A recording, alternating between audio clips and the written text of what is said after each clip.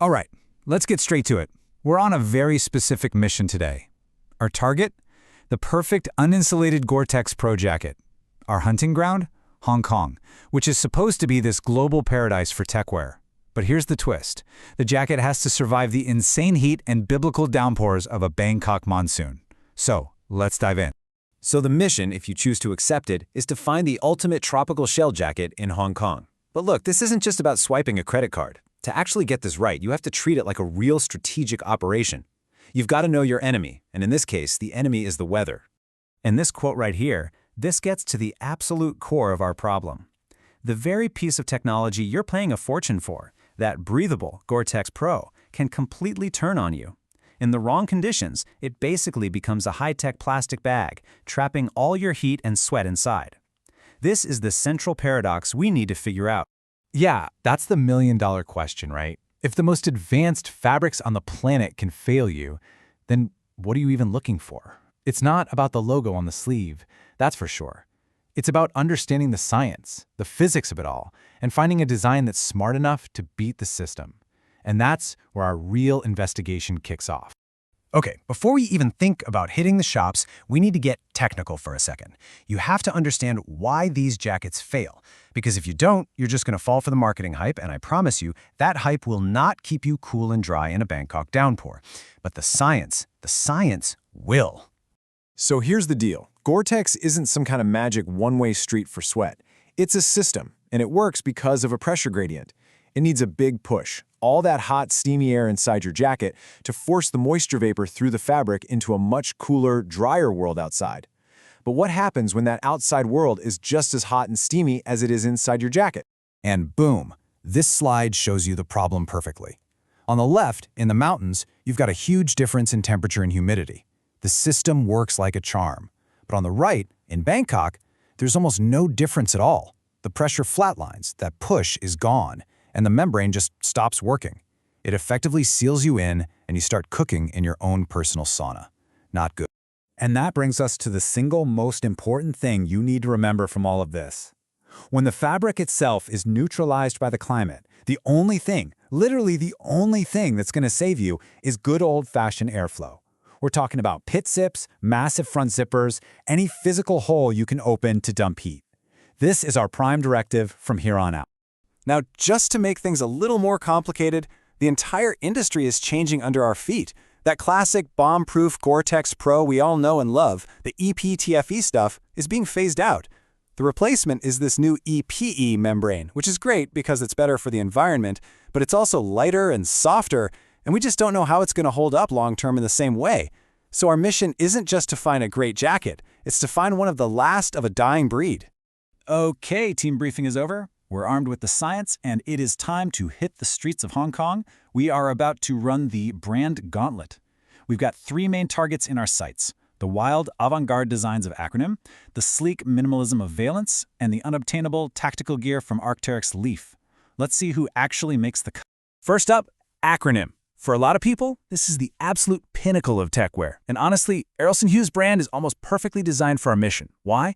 Because the entire philosophy is built around these crazy, innovative systems for dealing with the city, and that includes some of the most aggressive mechanical venting you will ever see. And the great news is, Hong Kong is loaded with Acronym. Stores like Ink Clothing and HBX have an incredible selection. And just look at these features. The J1 WTS has this thing called an escape zip. You can rip the entire front of the jacket open in a split second. The J68 has a jacket sling so you can carry it on your back when you go inside. These aren't just cool tricks. They are real, direct solutions to that membrane paradox we've been talking about. Okay, next up is Veilance. This is Arc'teryx's super clean urban line. The whole idea here is social camouflage. It's a jacket that gives you complete protection from a storm, but looks totally normal, even professional in the city. On paper, it seems like a perfect fit for navigating the business districts of Bangkok.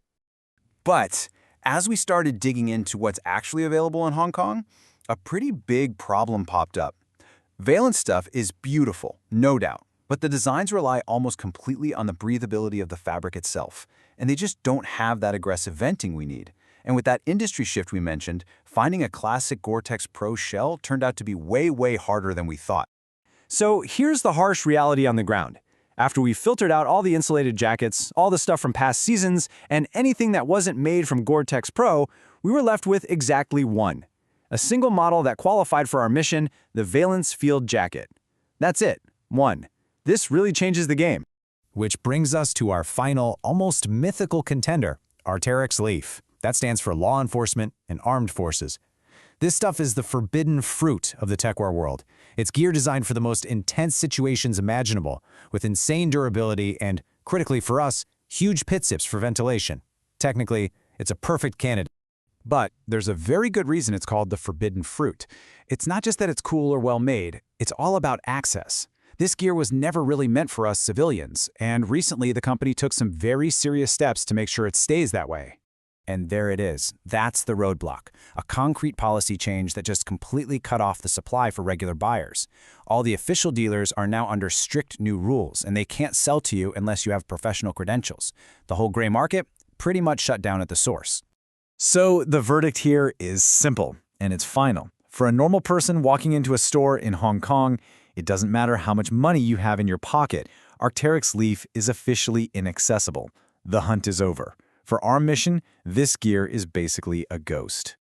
Okay, reconnaissance is complete. We've separated the facts from the fiction on the Hong Kong techwear scene. So now, let's pull all this intel together into a clear, actionable plan for anyone who's crazy enough to try this mission themselves. This chart really lays it all out. Acronym wins on ventilation, hands down.